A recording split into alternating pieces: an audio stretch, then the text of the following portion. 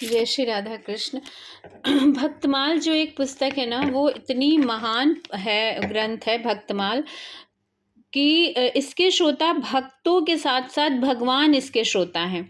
और वैसे भी कहा गया है कि भगवान से ज़्यादा भक्तों की कथा जो है वो मतलब हमें आनंद या भक्ति प्रदान करती है। और ये जो भक्तों की ये जो भक्तमाल पुस्तक है, इसके श्रोता भगवान को बताया गया है। भगवान इसके श्रोता हैं, भगवान इसको सुनते हैं। और इसके रचना के लिए जब नाभादास जी को आज्ञा प्राप्त हुई, उसका चरित्र है आज, प्रारंभ ही है इसका। तो मानसी स्वरूप में लगे हैं अग्रदास जू, वे करत बयार नाभा मधुर संभार सो, चढ़्यो हो जहाज पे जो शिष्य एक आपदा में कर्यो ध्यान खींच्यो मन, छूट्यो रूप सार सो, कहत समर्थ गयो बोहित बहुत दूरी, आवो छवि पूरी फिर ढरो ताही ढार सो, लोचन अघारी के निहारी कहो बोलियो कौन, वही जौन पाल्यो सीत दे दे सुकुवार सो। एक बार की बात है, स्वामी श्री अग्रदेव जी महाराज जो है वो मानसी सेवा में संलग्न थे। और श्री नाभा जी अति कोमल और मधुर संरक्षण के साथ धीरे धीरे प्रेम से पंखा कर रहे थे। उसी समय श्री अग्रदास जी का एक शिष्य जहाज पर चढ़ा हुआ समुद्र की यात्रा कर रहा था। उसका जहाज संकट भंवर में फंस गया, चालक निरुपाय हो गए। तब उस शिष्य ने श्री अग्रदास जी का स्मरण किया। उससे श्री अग्रदास जी का ध्यान अति सुंदर स्वरूप भगवान श्री सीताराम जी की सेवा से हट गया। गुरुदेव की मानसी सेवा में विघ्न समझकर श्री नाभा जी ने पंखे की वायु से जहाज को संकट से पार कर दिया और श्री गुरुदेव से नम्र निवेदन किया कि प्रभु, जहाज तो बहुत दूर निकल गया, अब आप उसी शोभापूर्ण भगवान की सेवा में लग जाइए। यह सुनकर श्री अग्रदेव जी ने आंखें खोली और नाभा जी की ओर देखकर कहा कि अभी कौन बोला? श्री नाभा जी ने हाथ जोड़कर कहा, जिसे आपने बचपन से सीत प्रसाद देकर पाला है, आपके उसी दास ने प्रार्थना की है। तो अचरज दयो नयो यहाँ लो प्रवेश भयो, मन सुख छयो जान्यो संतान अचरज दयो नयो यहाँ लो प्रवेश भयो, मन सुख छयो जान्यो संतन प्रभाव को, आज्ञा तब दई यह भई तो पे साधु कृपा, उन्हीं के रूप गुण कहो ही ये भाव को। बोलियो कर जोरी या को पावत न और छोर, गाँव राम कृष्ण नहीं पाऊं भक्ति दाव को, कई समझाई वही हृदय आई कहे सब, जिन ले दिखाई दई सागर में नाव को। श्री नाभा जी का उपर्युक्त कथन सुनकर श्री अग्रदेव जी को महान तथा नवीन आश्चर्य हुआ। मन में विचारने लगे कि इसका यहाँ मेरी मानसी सेवा तक प्रवेश कैसे हो गया और यहीं से जहाज की रक्षा कैसे की। विचार करते ही उनके मन में बड़ी प्रसन्नता हुई। वो जान गए कि ये सब संतों की सेवा और उनके शीत प्रसाद ग्रहण का ही प्रभाव है, जिससे ऐसी दिव्य दृष्टि प्राप्त हो गई है।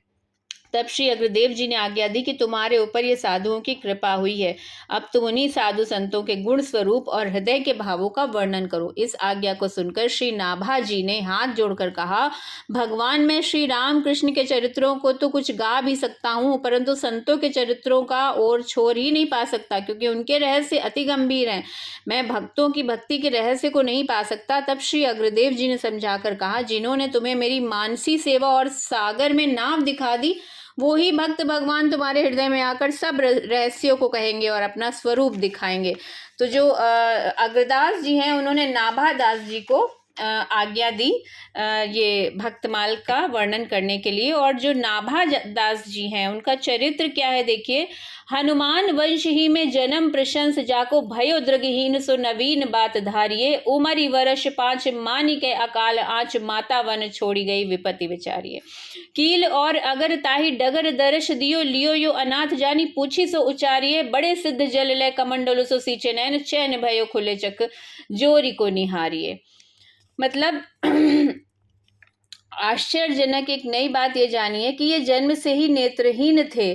जब इनकी आयु 5 वर्ष की हुई, उसी समय अकाल के दुख से दुखित माता इन्हें वन में छोड़ गई। माता और पुत्र दोनों के लिए ये कितनी बड़ी विपत्ति थी, इसे आप लोग सोचिए। दैव योग से श्री कल्लदेव जी और श्री अग्रदेव जी दोनों महापुरुष उस मार्ग से दर्शन देते हुए निकले। बालक नाभा जी को अनाथ जानकर जो कुछ दोनों ने पूछा, उसका उन्होंने उत्तर दिया। और वो बड़े भारी सिद्ध संत थे। उन्होंने अपने कमंडल से जल लेकर नाभा जी के नेत्रों पर छिड़क दिया। संतों की कृपा से नाभा जी के नेत्र खुल गए और सामने दोनों संतों को उपस्थित देखकर उन्हें परम आनंद प्राप्त हुआ।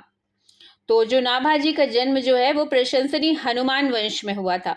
पाए परी आंसू आए कृपा करी संग लाए कील आज्ञा पाई मंत्र अगर सुनायो है गलते प्रगट साधु सेवा सो विराजमान जानी अनुमानी ताहि टहल लगायो है चरण प्रछाल संत सीथ सो अनंत प्रीति जानी रस रीति ताते हृदय रंग छायो है भाई भई बड़वारी ताको पावे कौन पारावार जैसो भक्ति रूप सो अनूप अनूप गिरा गायो है। दोनों सिद्ध महापुरुषों के दर्शन नाभाजी अनेक नाभाजी पाकर जो नाभाजी थे वो उनके चरणों पे पड़ गए और उनके नेत्रों में आंसू आ गए। दोनों संत कृपा करके बालक नाभाजी को अपने साथ लाए और श्री कल्लदेव जी की आज्ञा पाकर श्री अग्रदेव जी ने इन्हें राम मंत्र का उपदेश दिया। नारायण दास यह नाम रखा और गलता आश्रम जयपुर में साधु सेवा प्रकट प्रसिद्धि थी। वहां सर्वदा संत समूह विराजमान रहता था और श्री अग्रदेव जी ने संतों के महत्व को जानकर और संतों की सेवा से यही ये समर्थ होकर जीवों का कल्याण करने वाला बनेगा, यह अनुमान मानकर नाभाजी को संतों की सेवा में लगा दिया। संतों के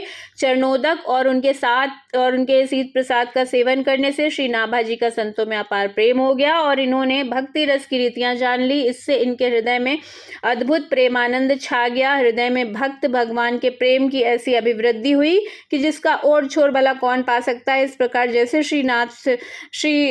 श्री नाभाजी मूर्तिमान भक्ति के स्वरूप हुए वैसे ही सुंदर वाणी से इन्होंने भक्तमाल में भक्तों के चरित्रों को गाया है। जय श्री राधा कृष्ण।